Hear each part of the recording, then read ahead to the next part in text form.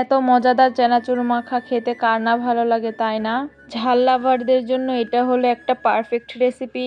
আমার এই চানাচুর মাখাটা অনেক ভালো লাগে। আমি মাঝে মধ্যে এই চানাচুর মাখাটা ট্রাই করি। এই চানাচুর মাখাটা আমি কিভাবে তৈরি করেছি আজকে তোমাদের সাথে আমি এটাই শেয়ার করব।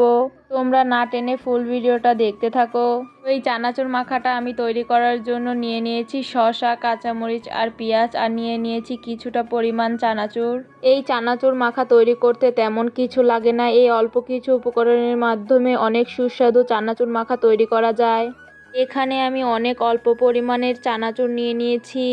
আমার একার জন্য এই পরিমাণের চানাচুরই দরকার। এর থেকে বেশি হলে এগুলো নষ্ট হবে, কারণ আমি অত খেতে পারবো না, আর আমার মেয়েও তেমন এটা খেতে পারে না, কারণ এই চানাচুর মাখাটা অনেকটা ঝাল হয়, আর ছোট বাচ্চাদের এতটা ঝাল না খাওয়ানোই উচিত। তো এইদিকে আমি চানাচুর মাখার জন্য সবগুলো শসা, কাঁচামরিচ আর পেঁয়াজ কেটে নিয়েছি।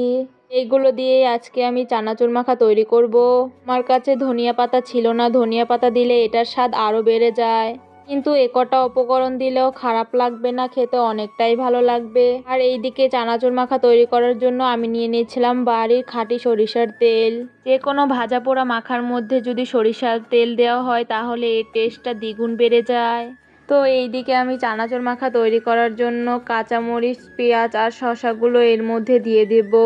আমি এখানে শসার পরিমাণ অনেকটা নিয়েছি, তোমরা চাইলে আরও কমও ইউজ করতে পারো, কিন্তু আমার কাছে শসার পরিমাণ একটু বেশি দিলে অনেকটা ভালো লাগে, কারণ শসার মাধ্যমে এই চানাচুর মাখার টেস্টটা দ্বিগুণ বেড়ে যায়। তো এইদিকে আমি খাঁটি সরিষার তেলটা দিয়ে নেব। এইখানে আমি অতটা তেল ইউজ করব না, অল্প করেই তেল দিব।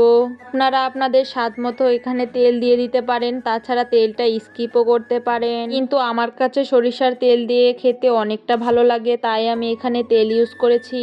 তো এখানে তেল দিয়ে দেওয়ার পরে আমি এগুলোকে ভালোভাবে মাখিয়ে নেব। এই সবগুলোকে অনেকটা ভালোভাবে মিক্স করতে হবে, যতটা ভালোভাবে মিক্স করা যাবে খেতে ততটাই ভালো লাগবে।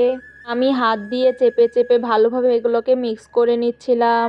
ঝাল পছন্দ করে না এমন মানুষ হয়তো বা খুবই কম, আর ঝাল লাভারদের জন্য এই চানাচুর মাখাটা অনেকই পারফেক্ট একটা রেসিপি, কারণ এই চানাচুর মাখাটা প্রচুর ঝাল হয়। তাছাড়া যারা ঝাল কম খায় তারা এখানে অল্প মরিচও দিতে পারে। আমার ঝাল অনেকটা বেশি খেতে ভালো লাগে, তাই আমি অনেকটা পরিমাণ কাঁচামরিচ দিয়ে নিয়েছি এটার ভিতরে।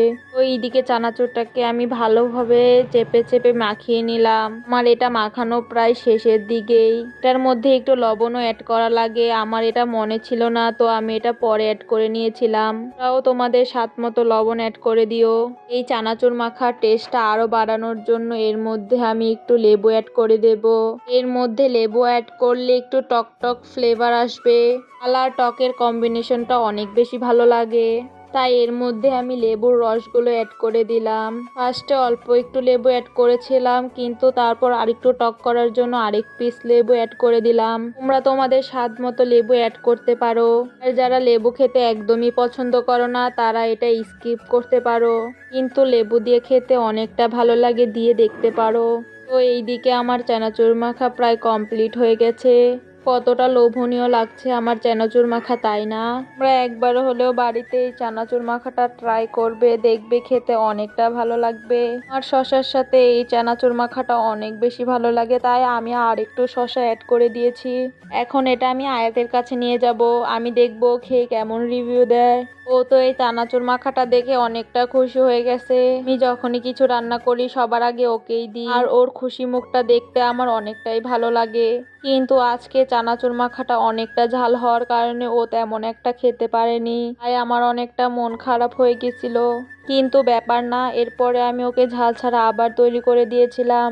তো তোমাদের কাছে আমার এই লোভনীয় চানাচুর মাখাটা কেমন লেগেছে অবশ্যই কমেন্ট করে জানাবে। ভিডিওটা ভালো লাগলে লাইক, কমেন্ট, শেয়ার এবং সাবস্ক্রাইব করে দিও।